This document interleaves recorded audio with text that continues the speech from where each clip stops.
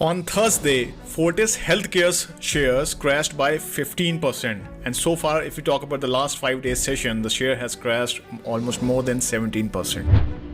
14 years after selling Ranbaxy to Japan's Daiichi Sankyo for whopping $4.6 billion, the two grandsons of the pharma major's iconic founder Bhai Mohan Singh have been sentenced to 6 months in prison by the Supreme Court.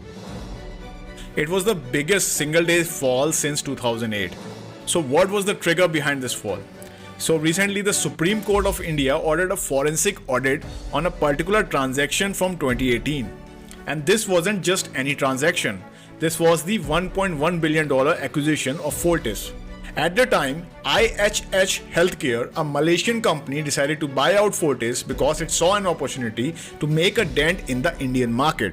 However, things didn't go according to the plan, and if you're still wondering what's going on here, don't worry, I will try to explain everything from the top. So let's start from the beginning. So this was year 2001, and the Singh brothers, Shivinder and Malvinder, had an itch. They wanted to change the face of healthcare in India.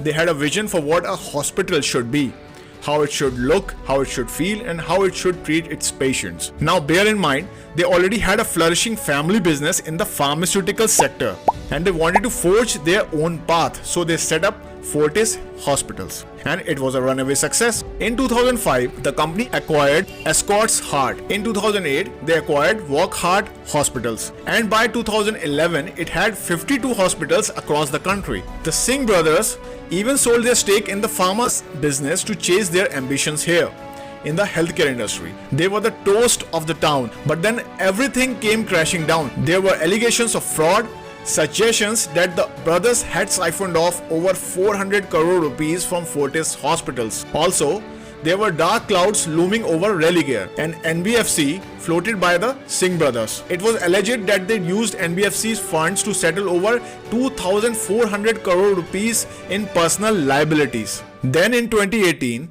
the auditors refused to give the company a clean sheet. And even when they finally signed off on the accounts, they laid bare all the problems plaguing the company. Meanwhile, there was a rift emerging between the two brothers. For over 15 years, the Singh brothers were like two peas in a pod.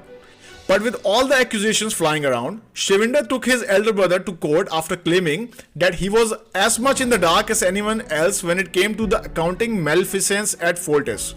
Meanwhile, the company was at the precipice of defaulting on its obligations.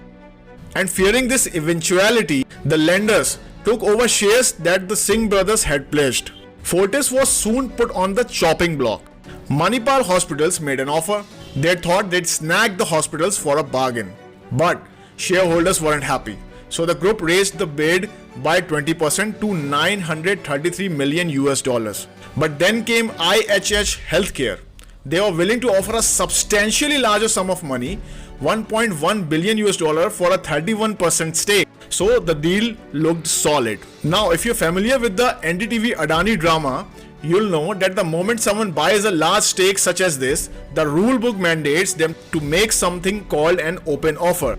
They have to offer to buy a further 26% of all shares from other shareholders. So ICICIdirect Healthcare made an open offer, and it looked like everything would work out in the end after all. But then another twist. Remember how the Singh brothers came from a family dabbling in pharmaceuticals? Well, that company was Ranbaxy Laboratories.